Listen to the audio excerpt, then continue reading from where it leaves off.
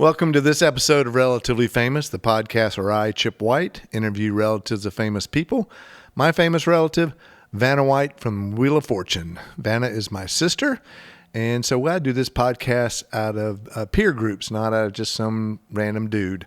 Today, I'm super excited because my guest is Billy Mays III. He's the son of Billy Mays, who you may know from But Wait, There's More. I think it's kind of fun. It's going to be fun to have him on. His dad was probably the greatest TV salesman there was. Now, I want to thank you for being here, and I want to thank our sponsor. That's visitmyrtlebeach.com. That's visitmyrtlebeach.com. You're looking for the perfect family vacation, go to visitmyrtlebeach.com.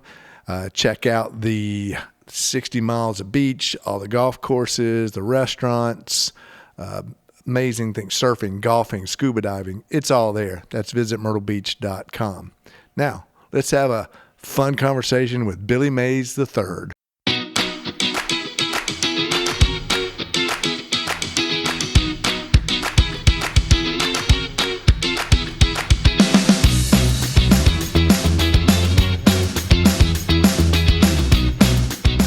Relatively Famous Podcast with Chip White. Billy, welcome to Relatively Famous. I'm excited you're on today, man. Hey, thanks for having me, Chip. Yeah, I think I'm part of that generation that saw your dad, and even though there was humor there, but I didn't think it was funny. He was like the greatest salesman. He was for us, for my generation. He was like growing up. There was Ronco, that dude. I can't remember Ron Ronco, whatever. Ron Popeil. Yeah. But then Billy came along, your dad came along, and it was not just cheesy gadgets. He was promoting things like dude, I still use, the,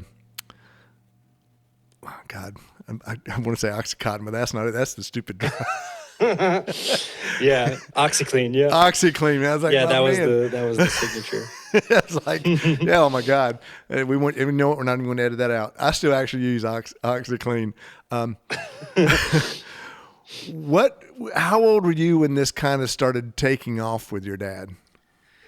So my whole life, my dad was a salesman, but not on TV. He was just like a traveling salesman.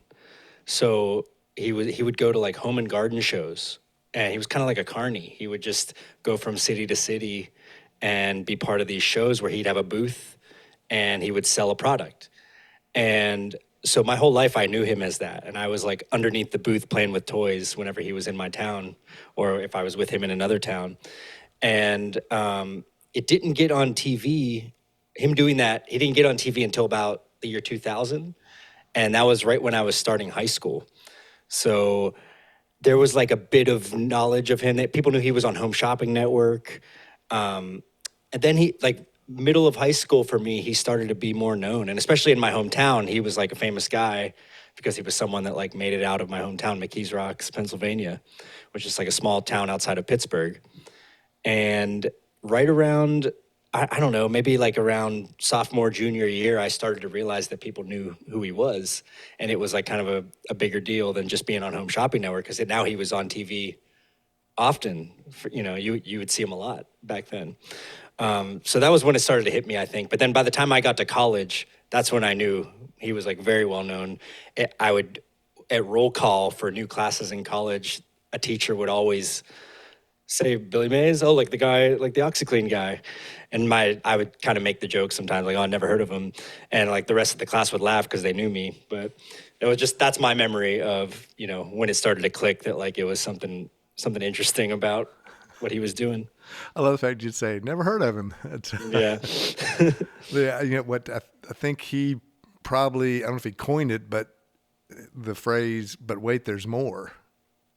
Well, okay, so there's a funny story to that. That was more of a Ron Popeil thing. Okay. And the thing was, if you go back and you watch my dad's commercials, he almost never said, but wait, there's more. He used to say, but I'm not done yet. That was like the main thing he would say. And I think it was because he respected Ron so much and he wanted to have his own thing. And the funny thing is the reason everybody equates, but wait, there's more with my dad is mostly because of memes. Because there's a lot of images that go around with my dad's face on them that say, but wait, there's more, to make some kind of joke. And it's just become synonymous. But if you look into it, you can't really find him saying it in a commercial.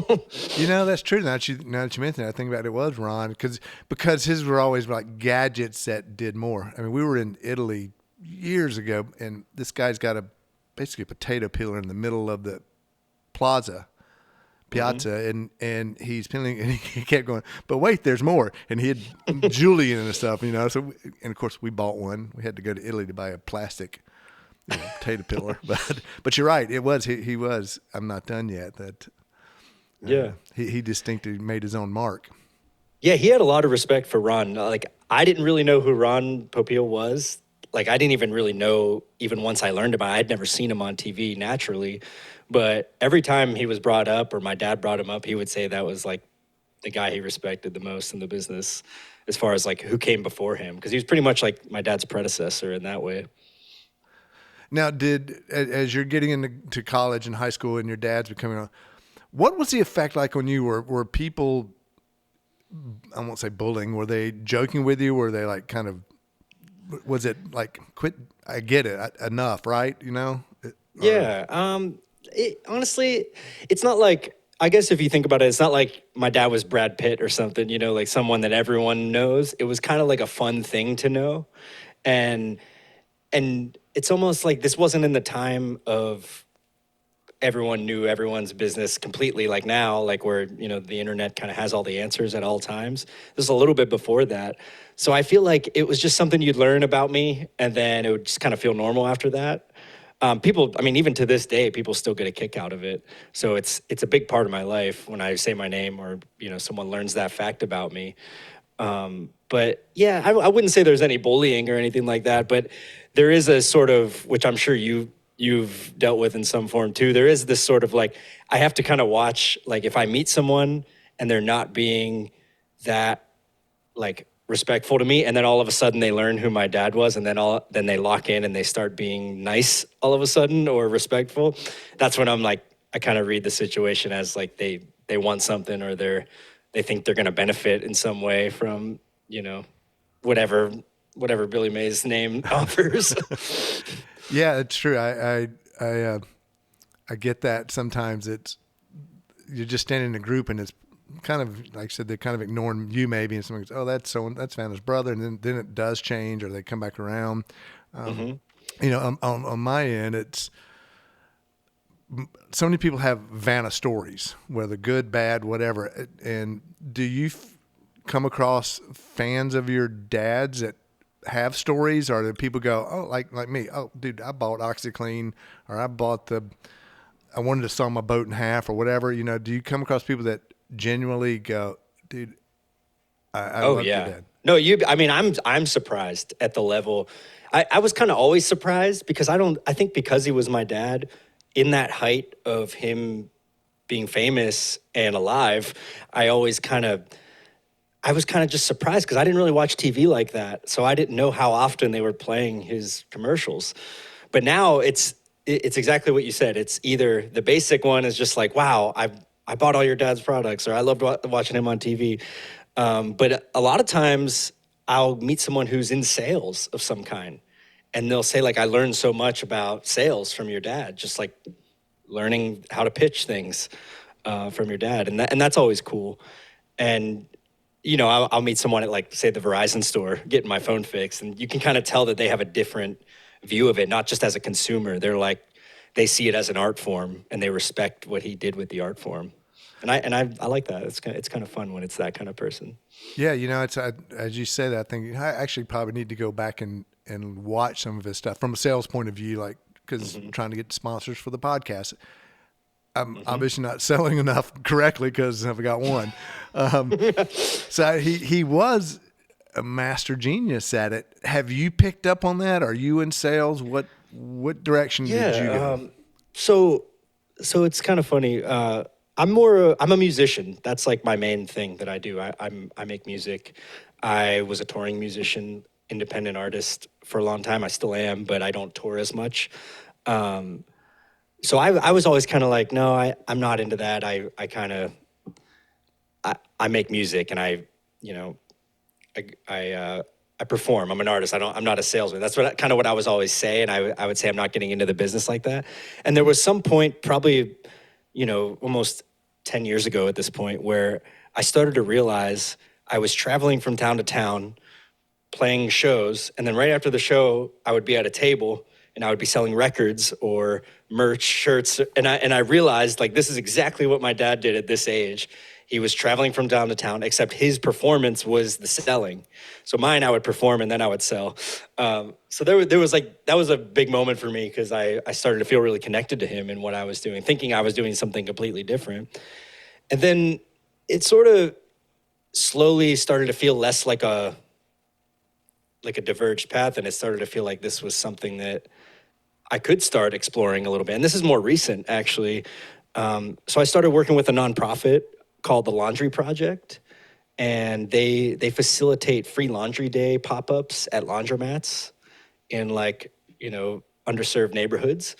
And I've started working with them a little bit, and that kind of has ignited this thing in me where I want to kind of see if I could harness some of that energy of pitching and sales, but also with the kind of nonprofit side of it, like not so much on just trying to sell gadgets and stuff like that. So I have a couple things that I've been working on and practicing, but it's not quite out in the public yet.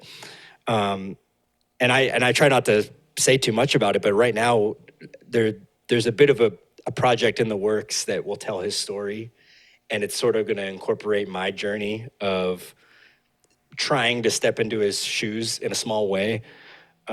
So I can't say much about it right now, but it's pretty exciting to get into that and start thinking about what did I learn from my dad, what can I learn from him, and I haven't even gotten to the point yet but I plan to, where I will start to reach out to his colleagues and his friends more and ask if they'll mentor me, or at least just give me advice on how they see me if I could do it.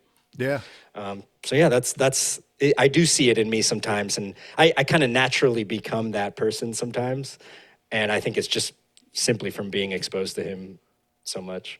Well, as an artist, you're selling yourself. Then you're sitting at your table. You're trying to sell your merchandise, and there's probably, if like I was saying, if you go back and you watch him, you could go, oh, you know what? If I just sit at a table and I do this, that guy who's looking at the album may actually buy it. The laundry charity. I know I'm not the first to say this. OxyClean sponsor this thing and carry on the tradition. I hope they're listening, because I think it's a great idea. Now, was your dad musical? What made you go down this music path? Was it a family trait, or you just... No. There's not many musicians in my family. I will say that in high school, right around this time, I started to kind of just express interest in music and guitar. And I do remember that my dad kind of like got me started with a guitar, and my mom was the one that I was living with, and she was kind of like noticing this. And so they both kind of supported me getting guitar lessons and stuff like that. And as the time went on, my dad was a big supporter of it. I think he thought it was cool that I was into music, and he really wasn't like that.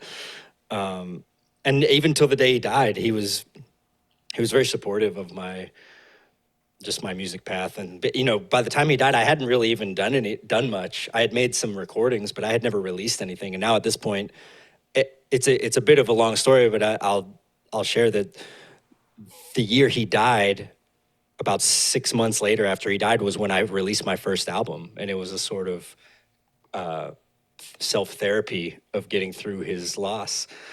And it's an album called Gently. It's an instrumental album that I released. So that was kind of the actual start. So he never really got to see me making serious music, but he knew that I think there were a couple times where he got to hear what I was working on, and he realized, oh, like you actually are a musician, if that makes sense. Yeah, absolutely.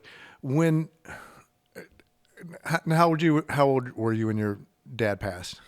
I was about 20. I had just turned 20, or I was about to turn 22. So I was 21. Yeah, I was 19, about to turn 20. My mom passed, and I didn't have music. I was a DJ, in nightclubs, but I didn't have something like you did to channel that grief. And hate to just take it down with this moment, what was when he passed? How did that hit you? Because you said you were living with your mom at one point, so I assume they were separated. My mom and dad were separated when my mom died, and we were in our 20s, and that's young. Because I wonder, like, God, what would life be like if Mom had lived? Yeah. Well, I'll say that I didn't live with my dad almost at all from the time I was 3 was when they got divorced. And then he was a traveling guy. So I would only see him when he was coming to my town, or I would go visit him on the road. And then from college, which was 2005, until he died in 2009, I lived with him in Florida. And we sort of got to have this like time together where I was kind of an adult, not really, but I was very young, but we got to have this new relationship. And so I was very close with his business, and I was starting to help. I got him online. I got him on Twitter in 2008. And, I was kind of just like encouraging that of like, hey, you have fans, like you should just interact with them. And we would send people autographed pictures, and I even have a bobblehead right here that's signed by him, just like some memorabilia and stuff like that. But so whenever he died, I was like full into his life, and it was very abrupt, out of nowhere. He was at the peak of his, like, I don't know if it was the peak. Who knows where it would have went after that. But he was at like full on. He had just signed a deal to be the Pitchman the spokesperson for Taco Bell. And it was a huge deal, and they hadn't shot anything yet, but that was his next big project. They were going to make a series of commercials with him for Taco Bell. So it just shows you like he was breaking into this mainstream position that like didn't really make any sense because he was just a pitchman. But when he died, it was like kind of everything got swept out from under us. And not only, it's hard enough to lose a parent, but almost harder was the part where there was like this public aspect to it. And there was, TMZ articles about it and gossip and just a little bit of even like harassment, from the public. Yeah. It was mostly just like not good people, trolls and stuff like that. But it really hit me because I was in this vulnerable state. I was kind of being public about it because there were a lot of supporters and friends and family. So I was kind of being open about how it was affecting me. But that part was almost harder in some ways because it's natural to lose a parent. You're going to lose them at some point. So that you can kind of get through. But the messy, complicated part was all like the public judgment and stuff like that. So, dealing with that at 21, 22 was not fun. But I can't say that it was, I do feel that like going through the whole loss of my dad, like really shaped me into the person that I am, for better and worse, so I can't say it was all bad. Yeah. He was iconic in the public eye, but because of what it's like my sister, man, she's an American icon for turning letters, right? It's not rocket science. And your dad was a persona that, Saturday Night Live skit. But yet he had this kind of larger than life personality. So, and it was tragic, and it does kind of suck that people want to poke at you when he's just my dad, man. He was a salesman. He was doing great things. He wasn't an ass. He wasn't doing bad things. Just back off, Does that make sense? The thing about my dad was that he was kind of like, despite being really famous for the last couple of years of his life, he was kind of just a working class guy who was just hustling, trying to make it into something for most of his life. So by the time he got famous and started to make some money, he didn't really have smart, money decisions. He didn't have like a PR person. He didn't have a manager. he had people that he worked with, but there was no like protection for him in that sense either. So, it was, that's the thing. That was kind of the difference of like, when I said he wasn't like a Hollywood famous guy. He was just a guy who people knew, but till the end, he was still just like a McKees Rocks guy. He never really got to transcend that in any way. So that's the part where it was like confusing for me, was like all these people talking about him and stuff. And like, really, if it was just a guy that died, like there would never be like harassment from, people in your neighborhood or something. That's just not how people are. So it really caught me off guard. But to what you're saying, it's people just, the world just is the way it is, and you're always going to have people that say things, and I've made peace with it at this point. Like, it probably took about 5 to 7 years to like expose myself enough to it to where it doesn't just like completely hurt me anymore. So now I kind of just understand that it's not personal. And so you use music, and now you've gotten past that part. What's your music life like? You were touring. Is it a band? Do you sing? Yeah, right? It's a solo project. It's always been a solo project. It's called Infinite Third. It's kind of like instrumental music. I do a lot of improvisation, live looping with guitar and effects and drum machines and stuff like that. But and I release a lot of albums and songs. And I used to, during the pandemic, I would live stream to kind of make up for not being able to play shows. But there was a good chunk of time there from like 2015 to 2020 where I was traveling like at least the East Coast pretty often and playing shows. But it's an experience. It's kind of it's hard to explain until you see it. It's actually based on grief and release and catharsis. That's always been my music in the public. The way I would share it publicly is to kind of go through something to kind of release, and then the people listening or at the show always sort of get that out of it too. They get a space that sort of like invites them to release whatever emotions they're feeling. So there's this little spiritual aspect to it that I don't talk about that much in the context of the music, but it's definitely something that comes up a lot because that's what it is. It's my release. It's kind of like my martial arts practice, I would say. Do you do martial arts also, or no? A little bit here and there. I do some yoga, and then I also do like qigong to kind of, as I'm getting older. But no, it just feels like if you see me play, if you see a photo of me on stage, I'm actually sitting on the ground the whole time, and I'm on a pillow, and I'm surrounded by electronics, and I have a guitar. So it's like this little kind of sanctuary that I create every time I play a show, and it's still something that I can. If I'm going through something in life, I want to play. I want to go play, and then it sort of helps me move the energy. So that's why I call it a martial art. It's not. Yeah. There's no real physical aspect to it except me hunched over and turning knobs. Now, do you ever think of? I mean, do people approach like, "Hey, dude, your playing's amazing. Let's start a band," or can you write lyrics? I mean, has that path ever crossed your mind, or you just yeah. I mean, it's always been this solo thing for me where I'm like, I want to be able to do it all by myself, so I'm not relying on anyone. But just recently, I've been working with a new producer who's also a drummer, and we're working on some new music that'll probably be out in March. And the goal is that Infinite Third would evolve into this sort of band where he would be live drumming with me, at least to start, and then maybe we would add another person or two eventually. But with electronics and all that, you can cover a lot of the sound just with automation and samples and stuff like that. So so I do have that. I've never wanted to like be a part of someone else's band. That's the way I make music. It's such a personal thing that. But I would love to. I do like the aspect of collaborating, and I do that as much as I can in different ways. You might like this, Chip, actually. I do have another music project. It's called Mouth Council. And it's sort of a social experiment. I've been doing it almost just as long as Infinite Third.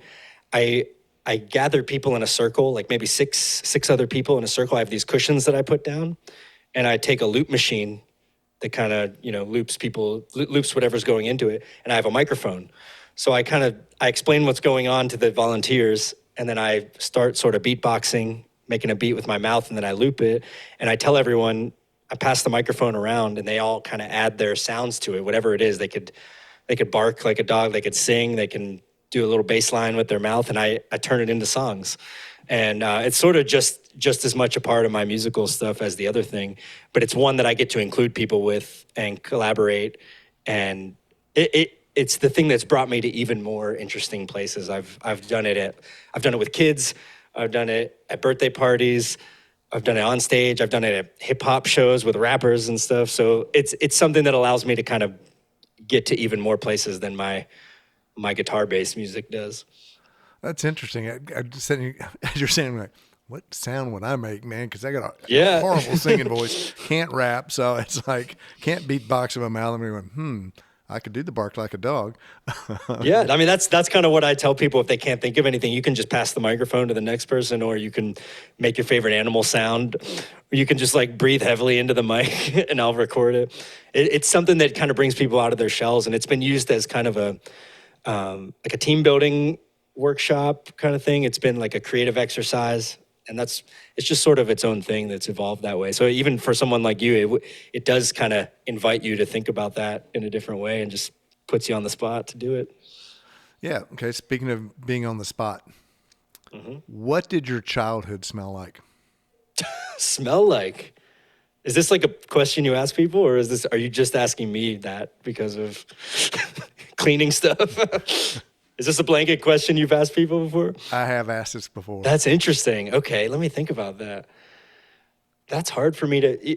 I guess along the lines of our conversation, one smell that does come to mind is this like orange spray that one of my dad's products in the OxyClean line, the company that made OxyClean was called Orange Glow International, and they started with a product called Orange Glow and Orange Clean. And before the product was even fully out, sometimes he would always have these little sprays, and he would say, it's a natural orange spray. And I remember all of his stuff smelled like oranges for when I would come to visit him in Florida. So that's one smell that comes to mind. That's an interesting question, though. I'd have to think more about that to really go backwards and find a smell. What did your childhood smell like? To me, I think of pluff mud.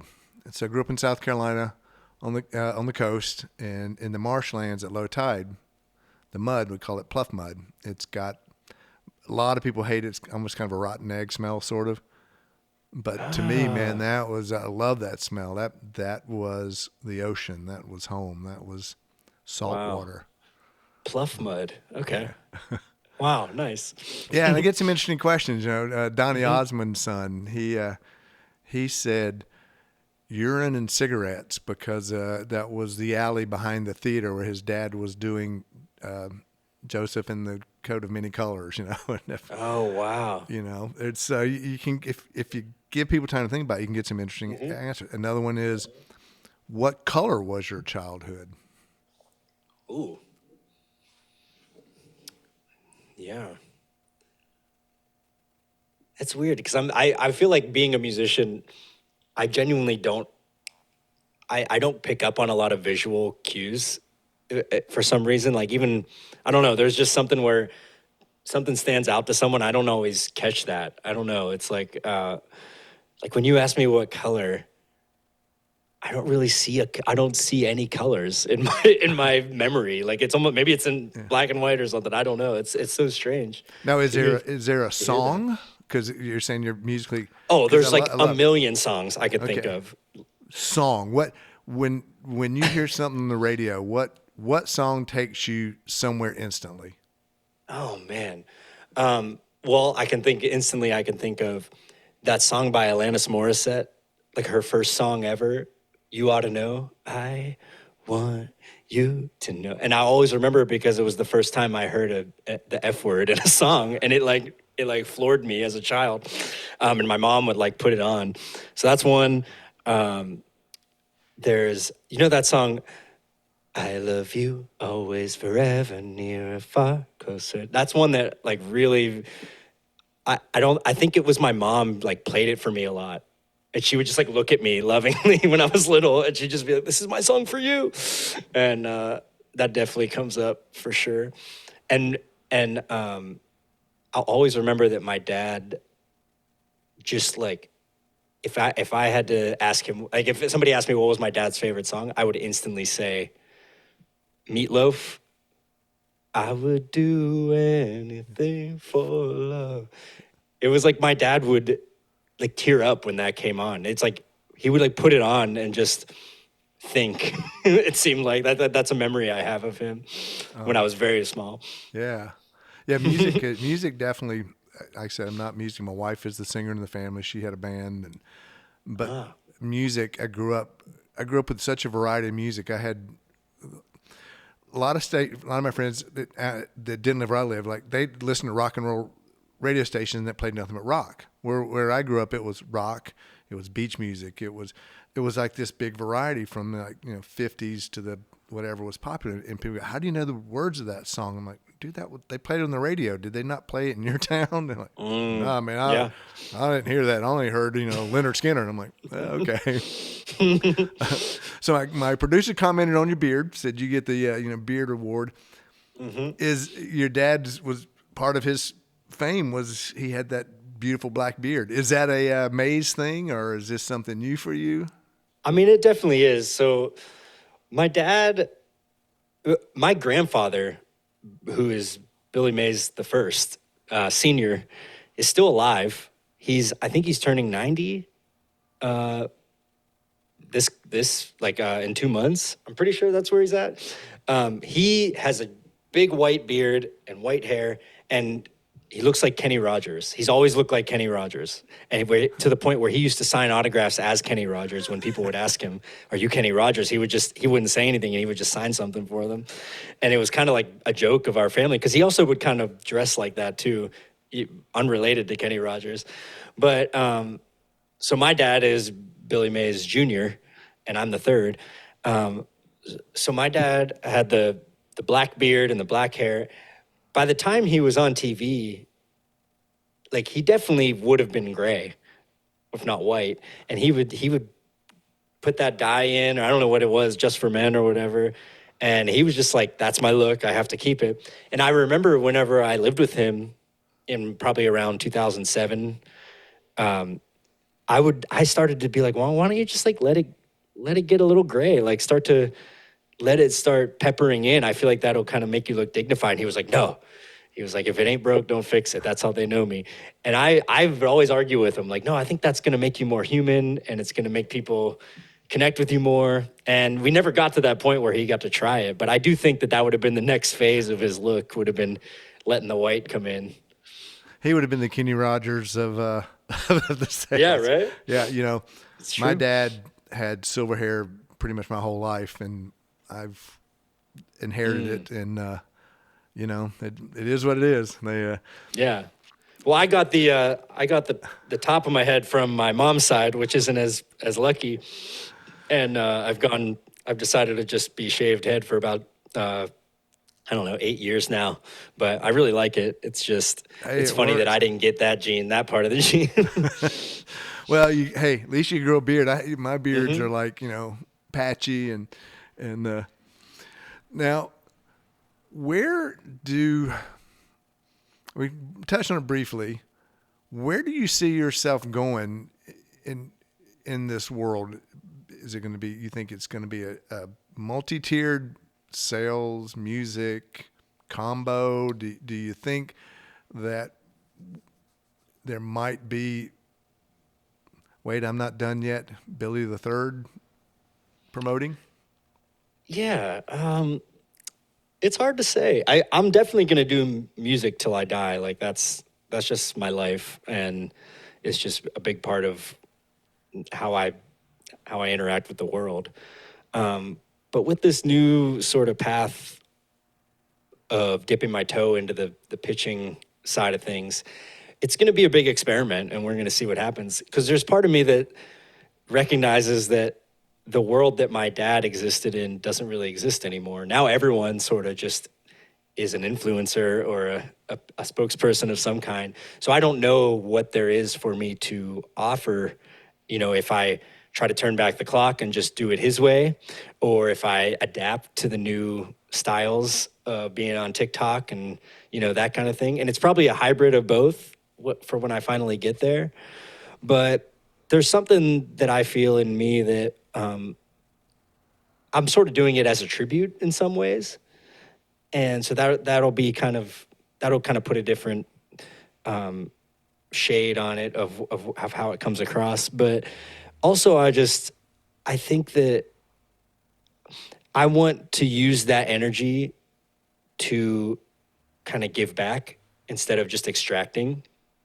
So that I already have, I won't mention it fully, but there is a company that I'm sort of launching with a partner that has kind of found a way to turn the capitalist side of some cleaning products on their head, and kind of uses cleaning products to generate money for causes that, kind of give back to the world. So it's something that I'm really passionate about, and I'm trying to keep pretty private at the moment of like the details. But that's where I see myself going. Like that's when I get inspired to figure it out. And if it just becomes that I get to tell my dad's story and I've got to try his art form for a bit, then that's fine too. Like it's not going to be like a huge failure for me if I'm not able to sell millions and millions of products, because I always have my family and my music, so it's not like I need it all to rest on this. But I am excited to try and see what happens. Yeah, like you use the word influencer, and it is that can be very frustrating to me. I think that what you're saying, a homage to your dad, that there is a way to make a combo, so to speak, using the old style, mm-hmm. but not like, I don't know, not like, look how cool I am for using it. I think that there's a way, and I'm looking forward to seeing how that goes. In my mind, I can picture what I'm trying to say, but it's not quite coming out. Well, there have been some private screen tests already that people have done with me for their own products, and it gave me a chance to really put the uniform on literally, and then see what happens. And I did find that it worked to kind of mimic him, but it also, I could tell that I had a different approach to it. But I think what people maybe won't understand right away is that when you look at my dad's work, if you look at his earliest commercials, his year 2000 OxyClean commercial, if you go and find the 2-minute OxyClean commercial from the year 2000, which was actually one of the first ever short form infomercials, they were always 30 minutes before this. And if you look at it, he's pretty subdued. Like he's not very over the top. And as you watch his career, he just gets more and more over the top and loud. And I prefer the early stuff, and I think that's what really connected people at first. But then he kind of became a caricature, as people tend to do. So I'm kind of pulling my inspiration from the stuff 26 years ago, and so that might lend some kind of new energy to it, to see how that fits into the TikTok and Instagram of the world. Yeah, the old social media. Okay, we're running out of time. Okay. What is the one question I did not ask you, or the one question when you are doing interviews that no one ever asked you that you said, God, I wish they would just ask me this? Well, you gave me a pretty good chance to talk about all the stuff I like talking about. But, man, we covered a lot in a short time.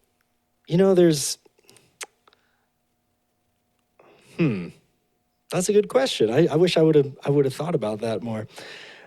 I think just getting to talk about my dad, like the human, is something that, I mean, we did get to touch on it, so I won't say that we didn't get there, but like, it is cool whenever I get to, which is rare, when people just kind of ask about like more mundane things about him, like not about him being famous or not about,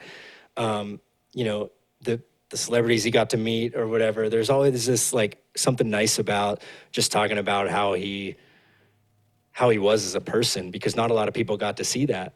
And if you were to ask me that, I would just say he was actually really gentle of a person. He was quiet. He gave these really big hugs to everyone that was just like kind of like bear hugs. And he was he was very generous, not just with money, but with support and time. There were a lot of people that reached out to me over the last 16 years that said that my dad helped them in a rough time financially or something, and like nobody knew about it. And they end up helping me with something. They have something they can offer me. So like it's something that's been cool to see. Like, just the people that knew him knew that he was a really sincere guy and really generous. And that's not something that you get to really present to the world that often. So that's something that I wish people would talk about more. Okay. So in that vein, you spent the last kind of 4 years of his life together. What moment that in those 4 years do you really like cherish that kind of is, and maybe you don't want to talk about it, I don't know, is there a moment that in those 4 years where you got that father-son relationship that maybe wasn't there before? Does that make sense? Yeah. The first thing that came to mind is kind of funny. There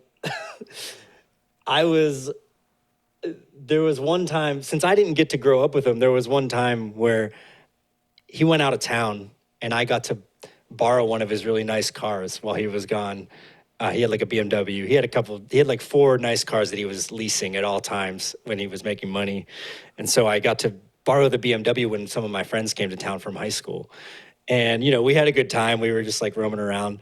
And before he came home, I had it washed and I vacuumed everything. And he basically came to me and he's like, hey man, it kind of smelled like weed in the car. And I was like, oh, really? That's weird. I don't think anything. And I kind of ended up coming up with something about, my one friend was smoking cigarettes or something. And there was something in that. I won't tell the rest of the story, but there was something in that moment where I realized we never got to be like father-son, where he would like discipline me. And he didn't really get to here either. He kind of just like covered it for me. He was just like, okay, as long as you're being safe, like just let's not, And it was something that, I don't know, that moment, it felt like, wow, it's pretty interesting that we're getting to have a relationship here, like as adults for the first time, and we don't really have the history as much of like you being the authority figure as much as like with my mom, let's say. But yeah, I don't know why that came to mind. That's just something Great story, man. Yeah, that's a very human story. Well, Billy, and I hate to do this, but we're out of time, and no, I'm so good. grateful, and I hope our paths cross. Yeah, it was great talking to you, man. Yeah. Texas. You're in Atlanta, right? Yeah, I'm in Atlanta. You said you're in Texas? Yeah, we're in San Antonio. Nice. Real quickly, where can people find your music if they're interested? We'll put it in the show notes. But yeah. Okay. Yeah. Infinite Third. You can search Infinite Third, spelled out THIRD, infinitethird.com. You can search it on any of the streaming services. That's also my social media handle, at Infinite Third.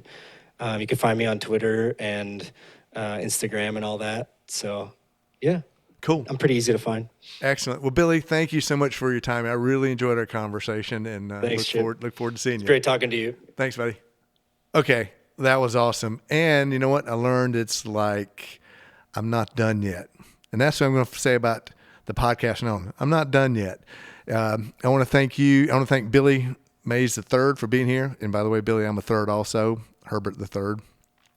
And I want to thank you, the viewer, the listener, for taking the time to watch and listen. Without you, our podcast would just be floating out in the air, So please like, subscribe, tell your friends, share, all that cool stuff. I want to thank Nelco Media and Nelco Comics for the great location. If you're looking for a crazy good comic book and you're in San Antonio or on the line, Nelco Comics.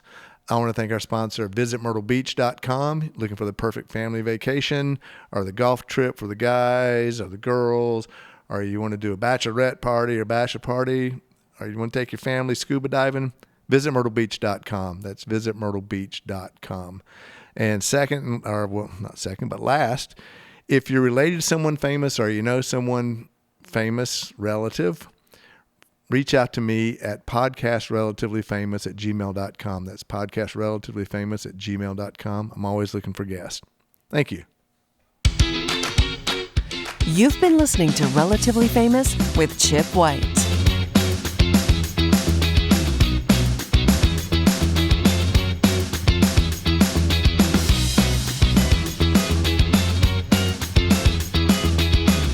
Please like and subscribe to Relatively Famous with Chip White.